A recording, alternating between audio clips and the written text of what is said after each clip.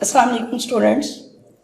The topic which we are discussing today is the chapter number 4, and that is the cell.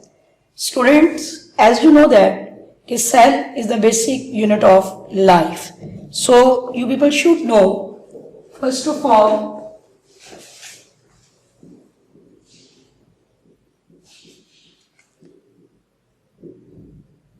the cell is the basic unit of life, and what we mean by the word cell. The first thing which we have to discuss, the meanings of this word cell. Students, the word cell is derived from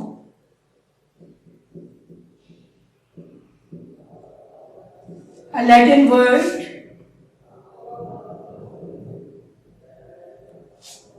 that is cella, and it means small room. As you know that the discovery of the cell is related with the discovery of microscope, and the person who first studied about the cell, who was Robert Hooke. In 1665, he did his work on the cork from a dead material of plants, which he obtained from the dead material of plants. And what he did, he just made the thin slices of that cork and observed them.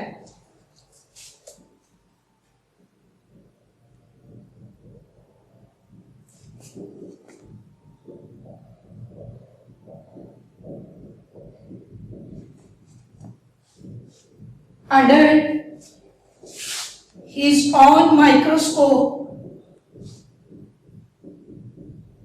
and he observed that there are tiny box-like chambers which look like honey comb. That is why later on he named them as a cell, because the cell means small rooms, and there are small box-like structure, and later on it was given the name of cell.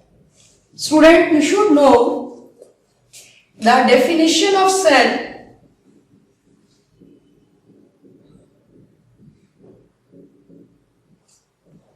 Cell is the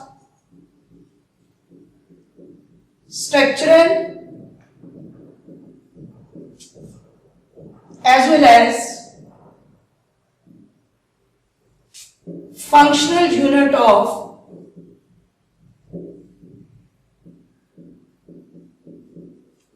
living organism.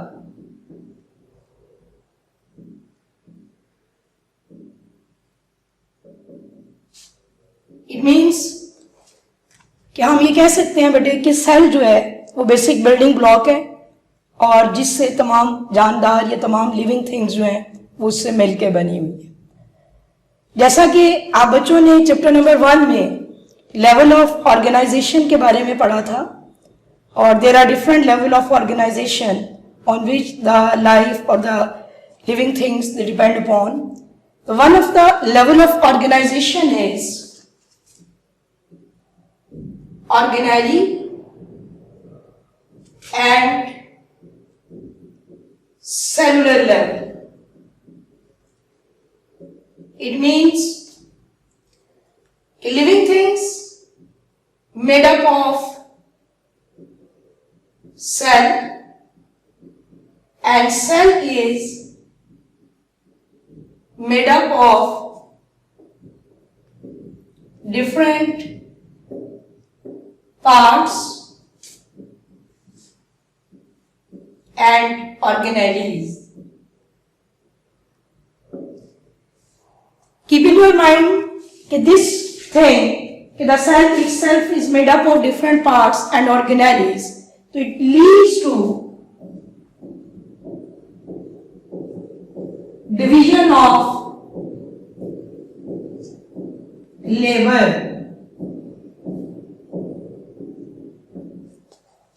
What do you mean? What we mean by the term division of labor? To divide the job. As you know that there are so many activities, metabolic activities, they are taking place in the cell, and these activities are regulated by the different specialized cellular, subcellular structures, which are known as the organelles, as well as the different parts of cells. They are responsible to do the different jobs. And if we want to study about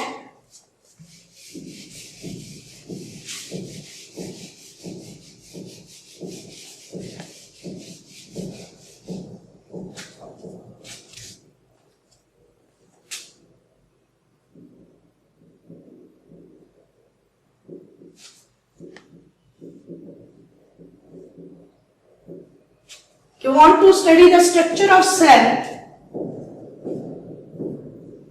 as you know that the cell itself microscopic in size. It means we study a cell under a microscope.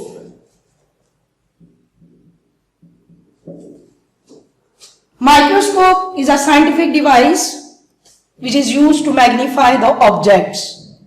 या simple बच्चा हम ये कह सकते हैं कि वो चीजें जिसको हम आम आंख से नहीं देख सकते वो हम माइक्रोस्कोप से मैग्नीफाई करके मतलब उनको इलाज करके हम उसको देख सकते हैं. तो आप बच्चों को पता होना चाहिए बेटे कि माइक्रोस्कोप दो तरह की है. There are two types of microscopes. One is the light microscope and other is the electron microscope.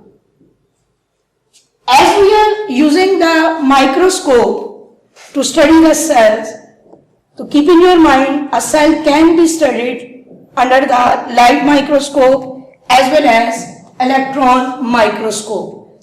But one thing you people should know, electron microscope is used to study ultrastructure of cell. Ultrastructure means the fine structure. We are concerned with to study about all those microscopic particles or tiny particles which are present inside the cell. And to study the different parts of cells,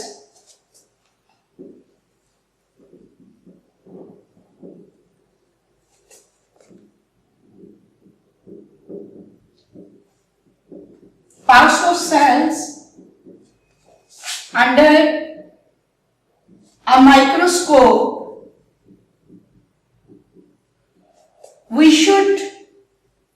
there is a need, we should separate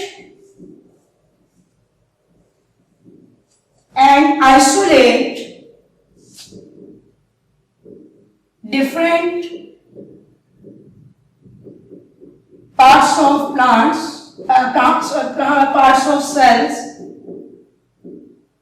and there is one specific method which is known as the cell fractionation.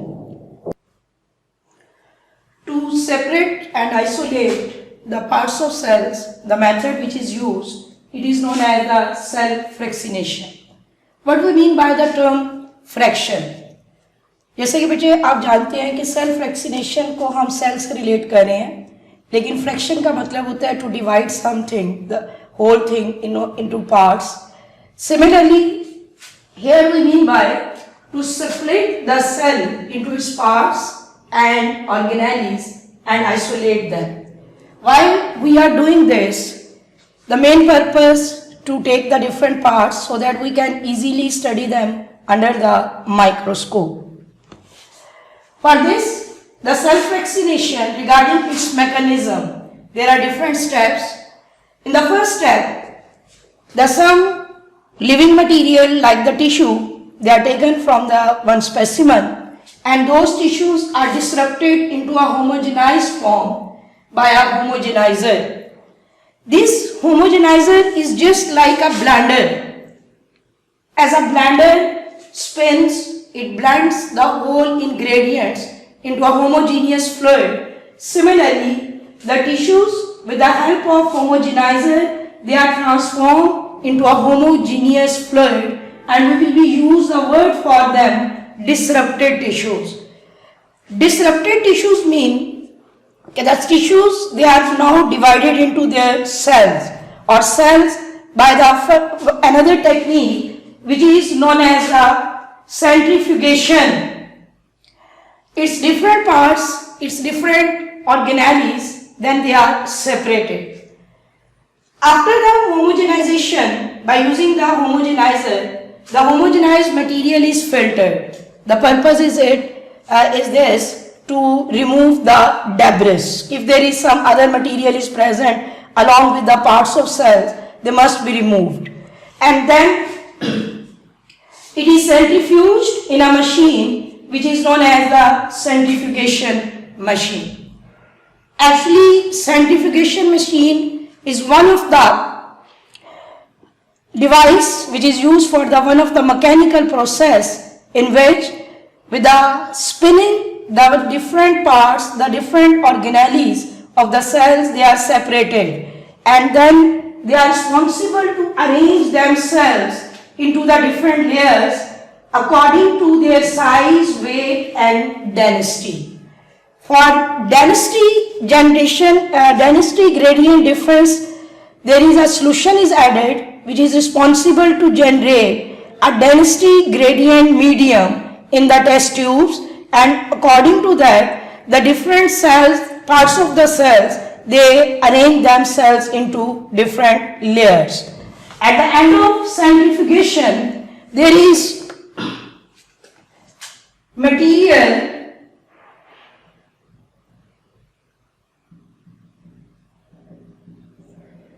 which is dense in material, which are denser in weight, they will settle down, and we will be use the word for them pellet, and the rest of the material will be present on the upper layer which is less dense, and then this pellet is isolated and then it is prepared for the study under the microscope. And with the help of this method, by cell fractionation, we are able to study the different parts of cells. So students, you should know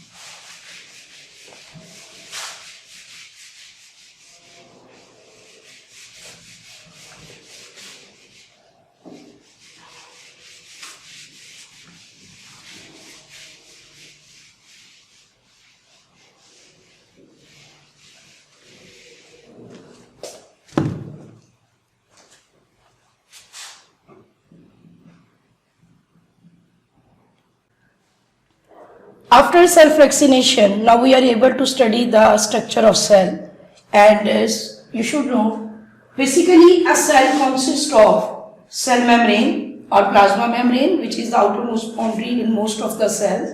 But keep in your mind, in the plant cells, the outermost layer is cell wall. Actually, the cell wall is dead. It is non-living.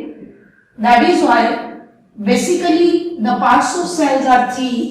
The one is the cell membrane, other is the cytoplasm, and third is the nucleus. Students, you know that in the cytoplasm there are so many tiny subcellular specialized structures are present which are related to the division of labor.